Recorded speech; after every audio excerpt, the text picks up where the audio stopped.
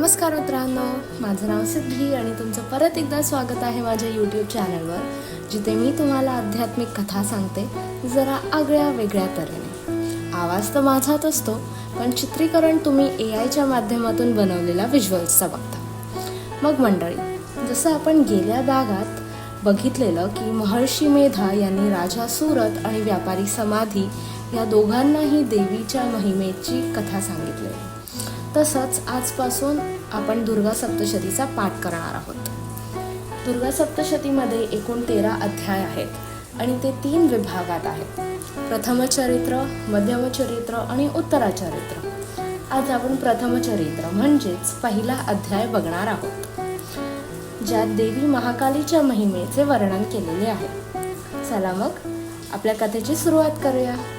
या अध्यायाचं नाव आहे मधु आणि कैटभचा संहार. सृष्टीचा निर्माण होत होता आणि भगवान श्री विष्णू अनंत शेषावर विसावून महासागरात एकदम गाढ योग निद्रेत होते.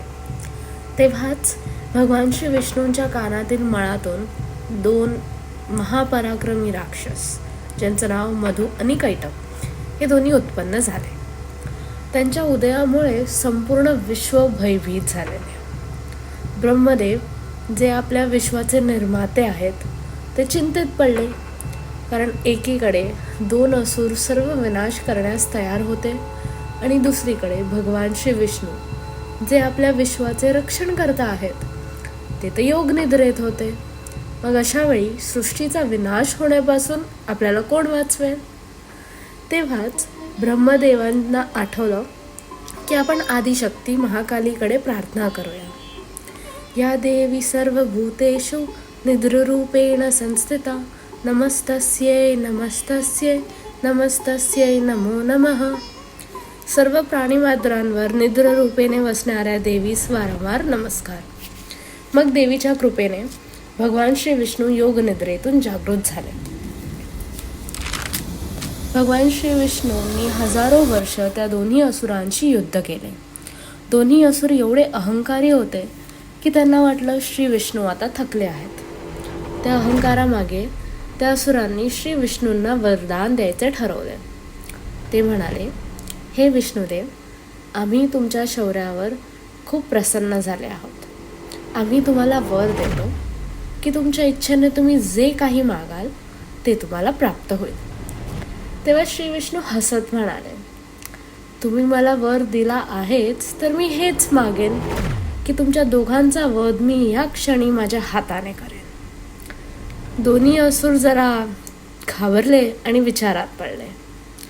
आता जो वर दिला आहे तो मागे तर घेता येणार नाही, पण त्यांनी एक अट घातली की हे देव, आम्ही केवळ त्याच जागी मरण पत्करू जिथे पृथ्वीचे जल नाही.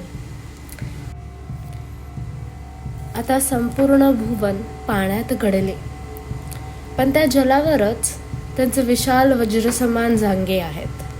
श्री विष्णूंनी दोन्ही असुरांना उचलून आपल्या जांघांवर ठेवले आणि आपल्या सुदर्शन चक्राने त्यांचा वध केला.